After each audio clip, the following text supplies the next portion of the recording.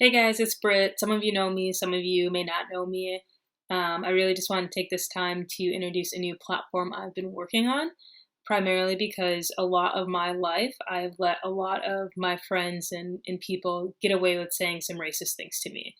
And the reason why I haven't spoke up when that happens is because I've honestly been afraid to lose friendships with those individuals, which even saying that out loud, I hope you can hear how just twisted that mindset is. So I've decided in recent events and everything that's been going on, enough is enough, and it's time for me to speak out. So the platform that I've created is called Talks with POC, Talks with People of Color, and each episode will do exactly what it sounds. We will explore the stories and struggles through the eyes of a person of color, because this isn't just about me, it's about all of us. It's about every person of color who can no longer speak for themselves. And I'll also engage with people who are not of color because I find it important to have these conversations with our allies. And really, in doing this, my only hope for this platform is to share our stories and spark some change amongst anyone and everyone watching. So, for the next however many minutes, I encourage you and your loved ones to take some time out of your day and listen to our stories. This is for us. Let our voices be heard. All right. Hey guys, it's Britt with Talks with POC. Welcome to our very first episode. Make sure you guys like, subscribe, share, and most importantly, just make sure you take the time to actively listen to our stories. As you can see, I have this beautiful human sitting next to me. She happens to be my partner, also known as my queen. I invited her to do this episode with me because, as you can see, we are different colors. No way. So I think it's important for you guys to see how we have these conversations. We have these conversations off camera as well. But like I said, I think it's important for you guys to see how we navigate tough conversations. So let's get started, and I'll let you introduce yourself. Okay, so hey guys, as most of you know, I am Ashleigh. I'll give a little bit of background. I grew up in a predominantly white neighborhood in a suburb of Minneapolis, about 25 minutes south or so. As I said, predominantly white. Not a whole lot of diversity. There was in high school, but not a ton. Okay, so we kind of collectively together put some questions kind of to talk about, I guess, with you guys, seeing as we spend a lot of time talking about these things in our own personal time. So, yeah, these are the questions that I put together for Britt. My first question: do you prefer to be called African American, Black, or a person of color? That's a good question.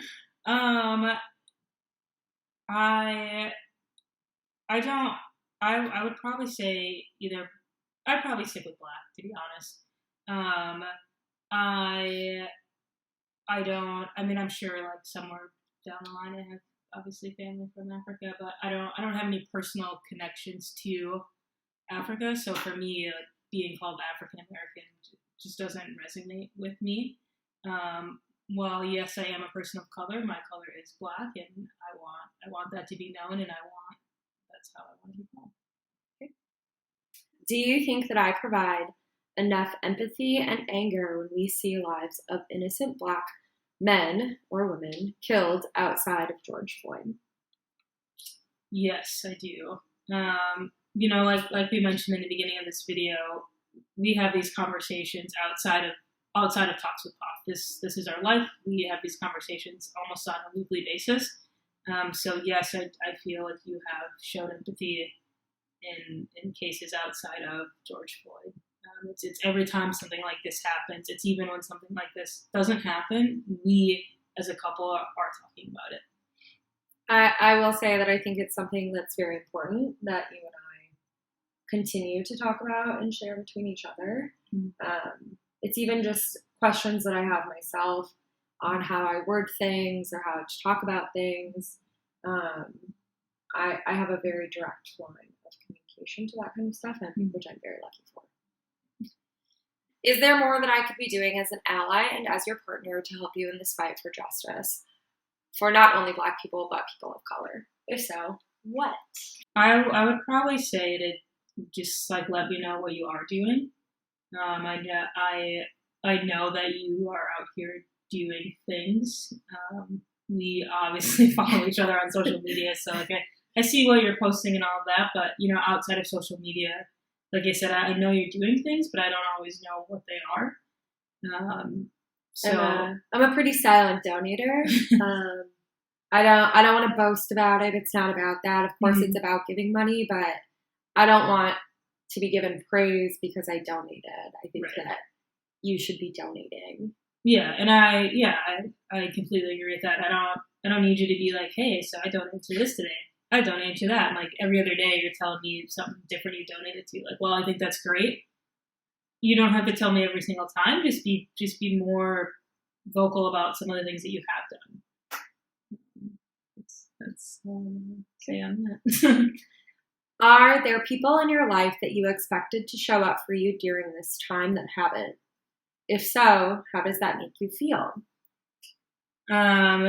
Yes, there are people that I thought would have showed up for me in this time that haven't. It makes me feel. I don't even think I can just really put into words how it makes me feel, because people that I thought were people that are really close to me, people that I've known for a long time, and you don't want to show up for me now. So it's like what does that say about my friendship with that person? It makes me question a lot of things.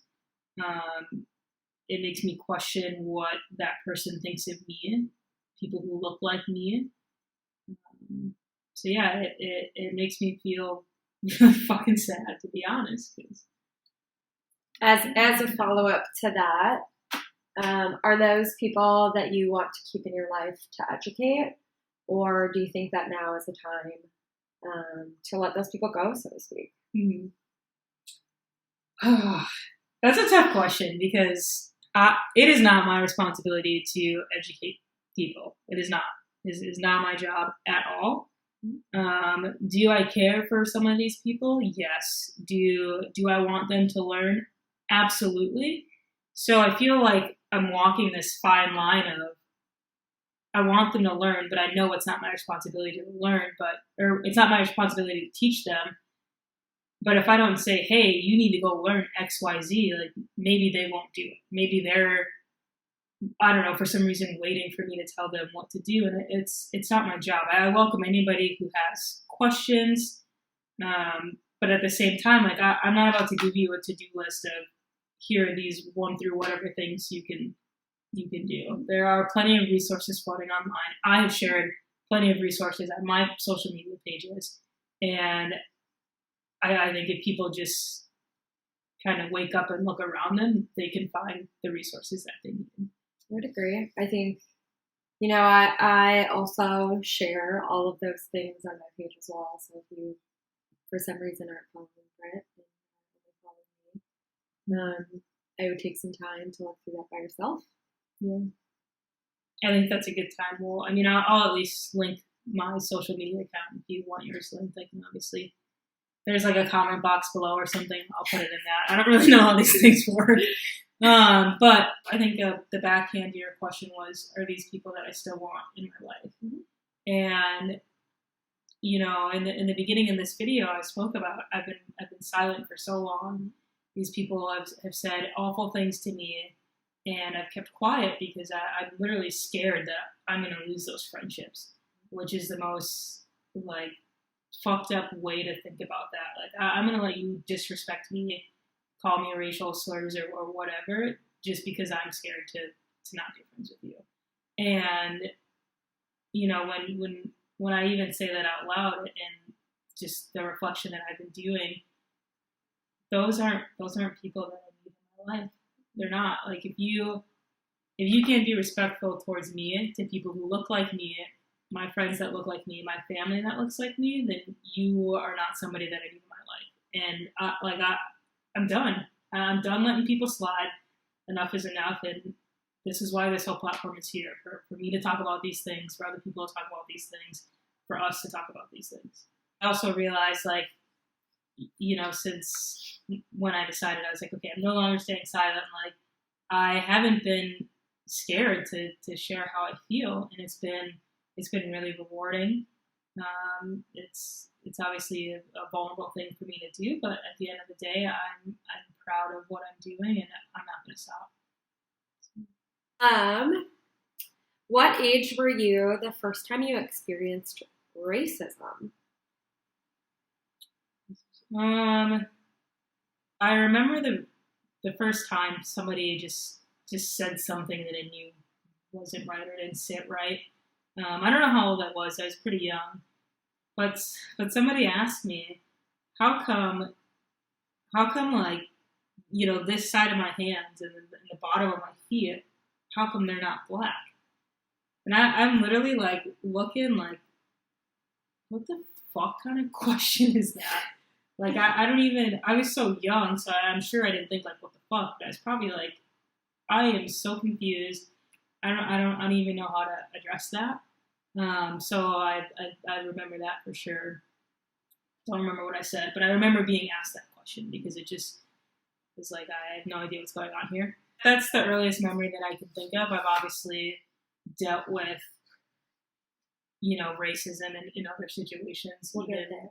Oh, we'll get there. Have you ever experienced racism from a significant other? No, I have not. I guess. Good. I would hope Yeah, no, that is good, right? Like I know how to pick them. So no, I have not. I've dated people who look like me. I've obviously dated people who do not look like me, and racism within any of my intimate relationships, I've never had to deal with. Good. Can you think of a time when a friend made a racist remark to you? How did that make you feel, or does it make you feel if it's a continuing issue? Yes, I can think of a time where a friend has made racial remarks. Are you willing to share any of those remarks? Yeah, I mean it happens all the time, more than you think. It's been happening for as long as I can remember. Honestly, as long as I can remember. So some of the remarks that I've heard. My name is Brittany. It's a pretty common name, I would say, and I've gone to school and college and have had friends with similar names or the same name. And I've had multiple people call me Black Brittany. That's how they choose to differentiate me against another person with my name. So I've heard people call me Black Brittany for years.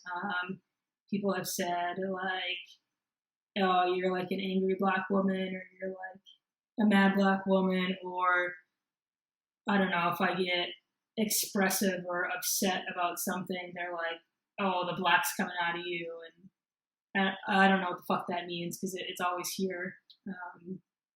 So yeah, I think those are some things that I hear very frequently, and that's just the short list. It's not all of them. There's plenty more. What do you think is one of the most frustrating comments you receive as Black woman or person of color? One of the most frustrating comments that I received, I don't even know how many times, like almost every time I tell a person about it, but I play hockey. I played hockey, I guess. I don't play hockey anymore. Just like nothing like in school or anything, intramural leagues. I played hockey for maybe 4 or 5 years, and there have been times where I'll be out in public and people will be like, "Oh, like, do you play basketball?" Like, people have literally asked me if I play for the Minnesota Lynx, which is a professional basketball team in Minnesota, and I'm like, first of all, I'm short as fuck, so to be a basketball player, I guess. But no, I don't play for the Lynx. Like, are you asking me that because I come off as somewhat tall, I'm black, I have dreads, I look athletic, whatever it is? I'm not sure. Would you ask a white person that if they looked athletic? Whatever. So yeah, when I tell people that I play hockey and they're like, "Oh, really? Oh my god, like that's such a surprise. Like I thought you would have played like basketball or volleyball. Like, wow."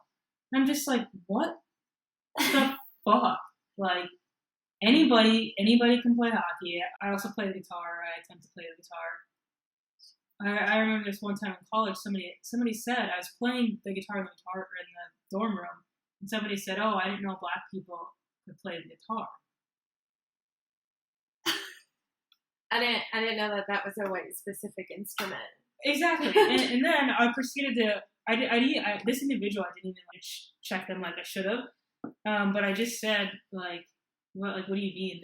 There are plenty of black people who play the guitar, and I listed some of those names. But what I should have did is let that individual know, like, what your comment is offensive. This is why it is not okay for you to say this. Like, don't assume that, like, we can't do that. Like, why can't we play the guitar? Why can't we play hockey? Why are you so shocked that we can do things? Have you ever experienced racism in the workplace? If you experienced it now, do you think you would speak up even if it meant losing your job? For example, comments about your hair. One specific time in the workplace, a new employee had started.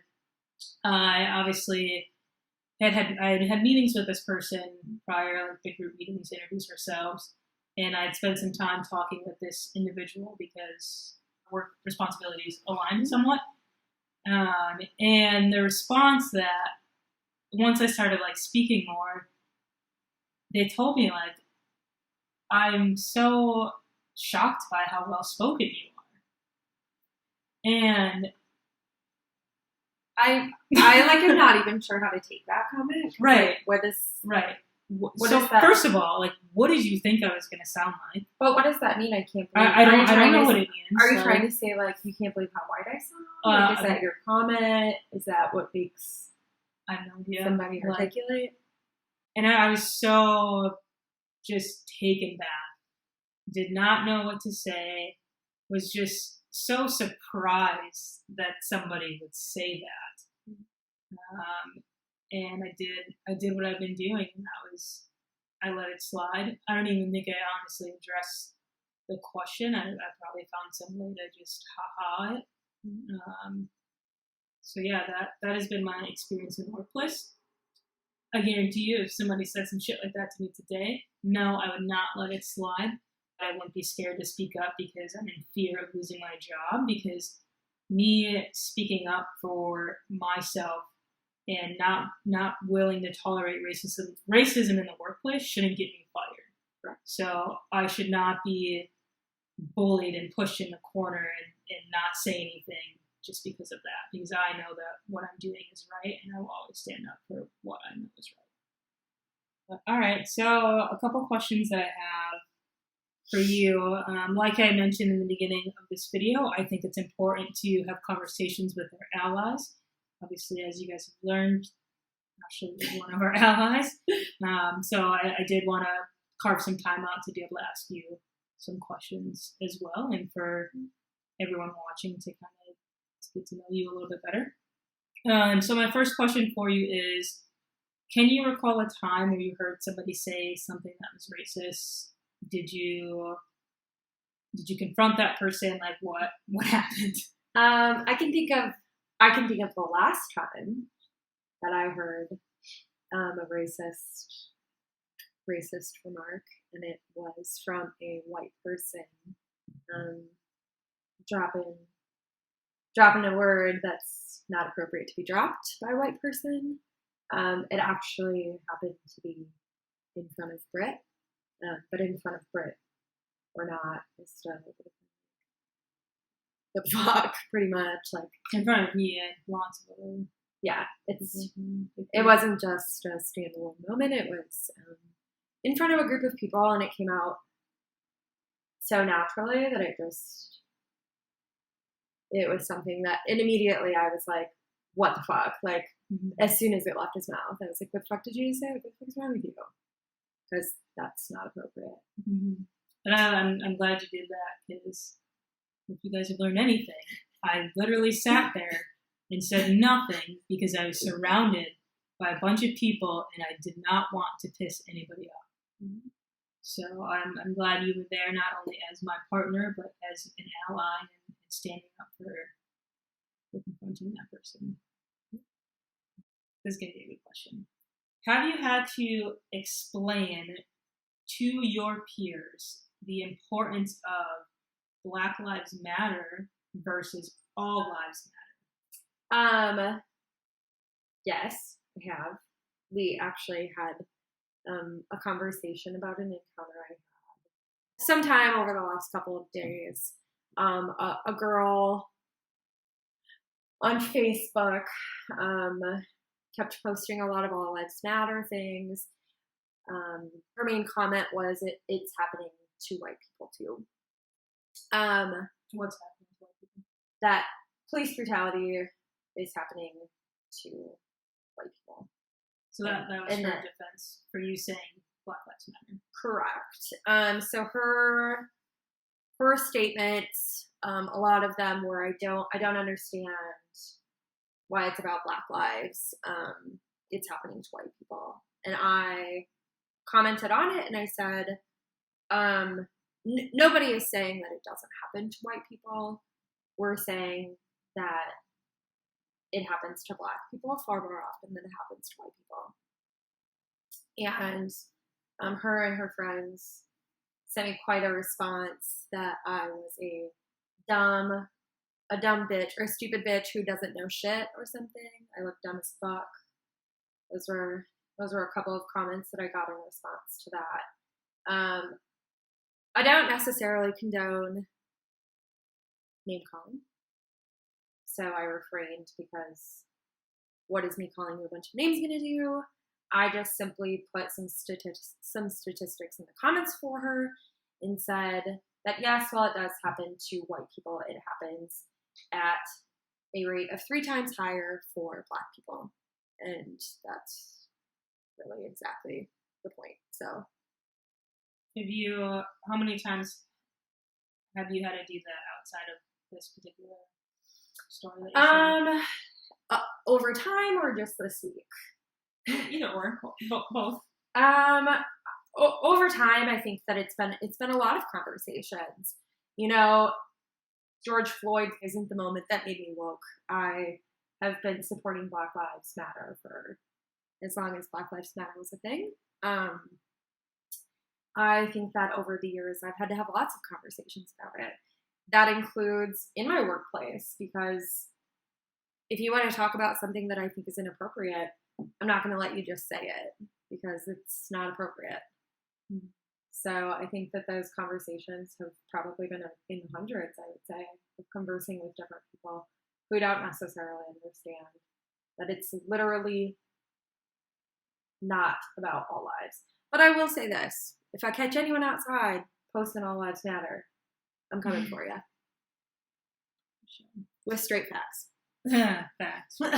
Yeah. And I think that, it is frustrating to see that, that's how people want to respond to Black Lives Matter. They want to reply with All Lives Matter. And, here's the fucking deal. Nobody said Black lives are the only lives that matter. Nobody said that all other lives didn't matter. All we said was Black Lives Matter. So what for those of you who say all lives matter, what is your justification on responding like that when we never said that in the first place? The reality of it is that you guys are all in this bubble, right? Your All Lives Matter bubble. But the system has made it so that Black lives are over here and not in this bubble anymore. And the point is that, yes, while all lives do matter, they can't all matter until Black Lives Matter. Right. It's insane because we are continuing to fight for our rights, to be counted as equals, to be treated as humans, we are not animals, we are not thugs, we are not things, we are humans. That is why saying Black Lives Matter is so important. That is why you can't respond and say all lives matter, because you haven't had to fight for your rights. You don't have to continue. It's 2020 and we are still fighting for our rights just to be treated as equal. is not a lot to ask for. It really isn't. It's really not. We're asking to be treated the same way that people like you are treated. I read. What's the big fucking problem with that? I read today, actually, very shortly before we started this. I'm not sure if I'm going to say it. I read something, and it was a post that's since gone viral on Facebook that says, "Black men, when is the first time that you had a gun pointed at you by a police officer?" Whether you can find it on my Facebook or anyone else's Facebook, I urge every single white person to go read those comments, because there are comments in there that say age of 10, age of 14. Would that happen to a white kid? Absolutely not. Describe what being an ally means to you, and what advice do you have for anyone looking to be an ally or improve on what they're already doing? Obviously, from your perspective. So from my perspective, being an ally, it's a loaded question. There's a lot that goes into being an ally. It's staying present. It's having conversations. It's having conversations with people of color, with Black people, with other white people about their own white privilege. You know, those conversations aren't easy, and they're never going to be. But that's the point. Is if you think that somebody doesn't understand, being an ally is educating people. Mm-hmm.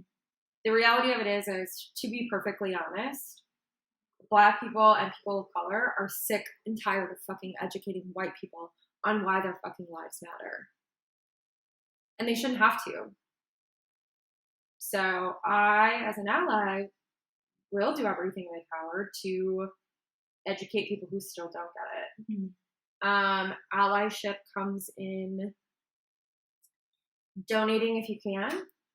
You know, I know that with COVID and stuff, it's wiped out some jobs, so I know that that's prevented some people being able to donate. But even if you can't donate, you know, there are lots of Instagrams to follow. There are lots of books to read. There are lots of articles on how to be a better ally and the things that you can do outside of providing monetary value to the movement. That includes having conversations with other people, taking the conversations that you have with other people and spreading them to others. Because really the reality of it is that's the only way that the message is going to get out. So as a kind of a follow-up to that, what are you currently doing to ensure that you're continuing to be a good ally outside of what we're doing here now and outside of what you've previously done? If you want to share some of the things that you've been up to and some things you obviously will continue to do. Yeah. So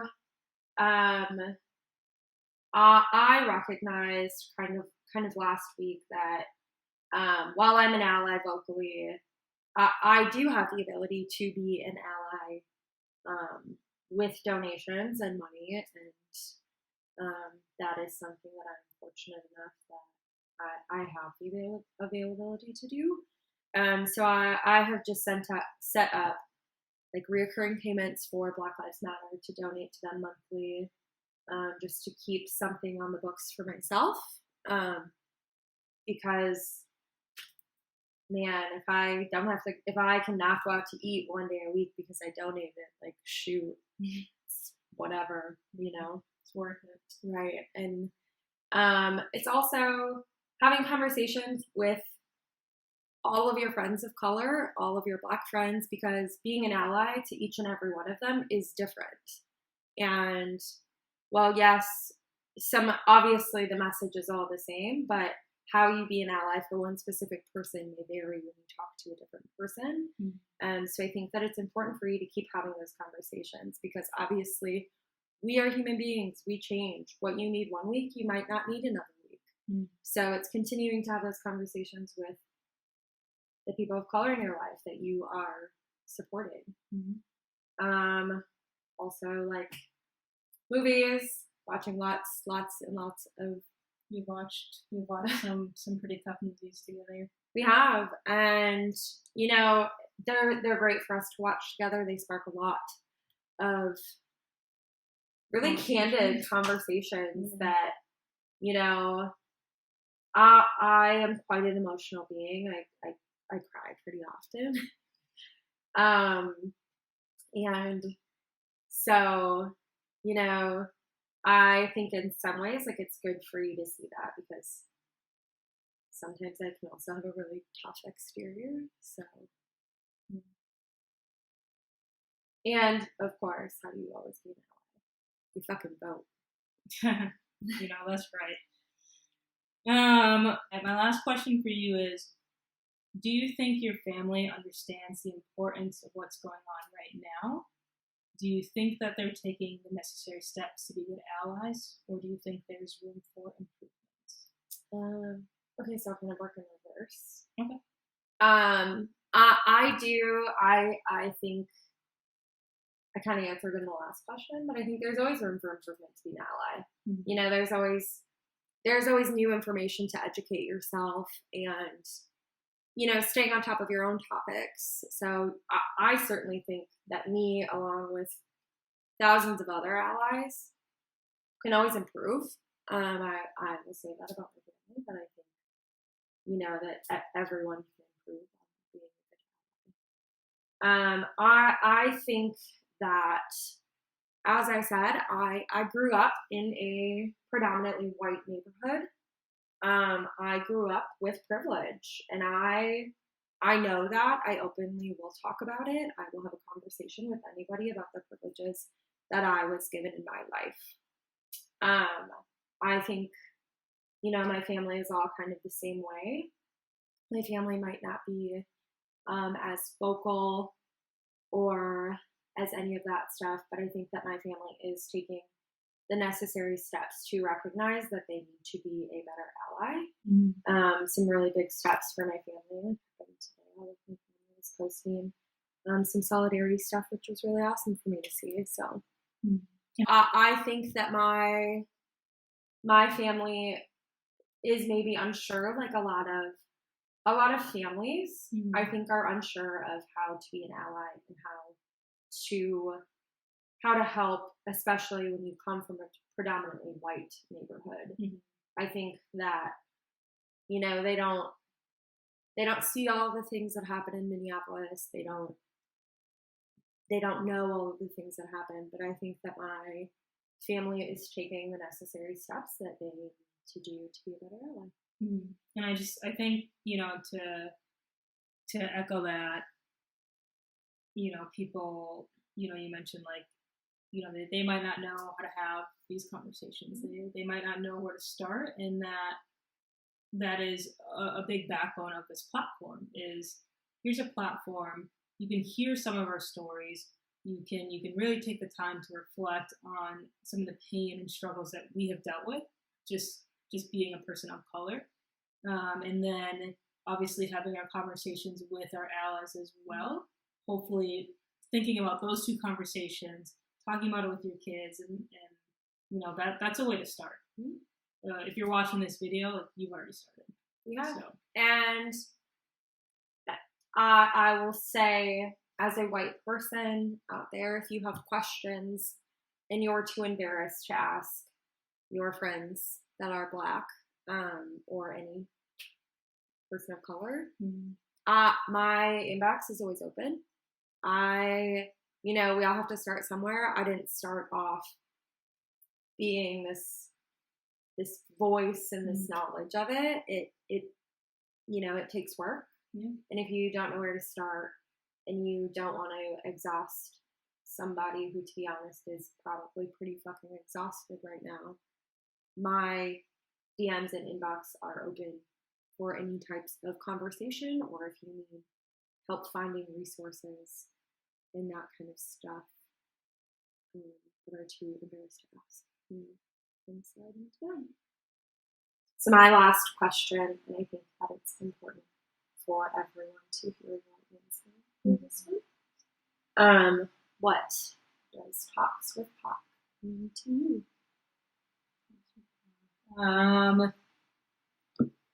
Talks with POC to me, it means so many things. It means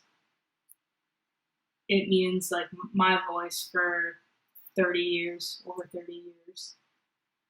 My experiences over 30 years. It means I'm not only doing this, for myself. Like I've mentioned, this isn't just about me, because while yes, you can come on this platform and you can listen to my story, I'm not the only person of color in this world. I'm not the only person of color that I know. I'm not the only person of color that's going to be on this platform. So for me, it also means having this safe space for people of color to come and share their stories, having a safe space for allies and people of color to have conversations together, to reach all of you, to have you guys watch these videos. And I've said this I don't know how many times over the last week on putting this platform together, is literally my only fucking hope is you watch these videos, you listen to our stories, you reflect on them, you share them with your friends and your family, and you walk away with just a little bit of change in your behavior, something you are going to do differently as a result of hearing our stories, listening to what we have to say, realizing that we do deserve to be treated as humans, realizing that Black Lives Matter. It is what it is. Like, me. I don't. It is about you.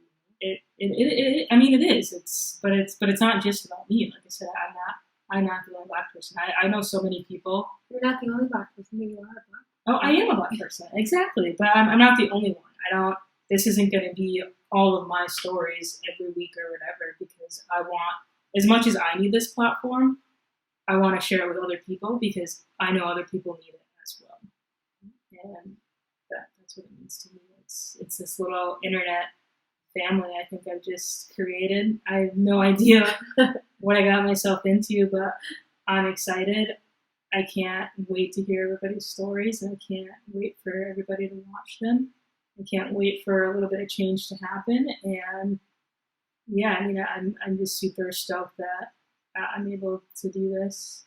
And there are terrible things happening in this world, and if this is how I can make a little bit of change, then like bet, like I'm gonna do it. So that's it. Do you have any other questions for me? Anything you want to leave for anybody watching? I don't think I have any other questions. That's fine. I guess my parting words are, obviously, please keep watching, stay tuned. It's important. It matters. Like, subscribe, share, do all of the things that are really important to get this out.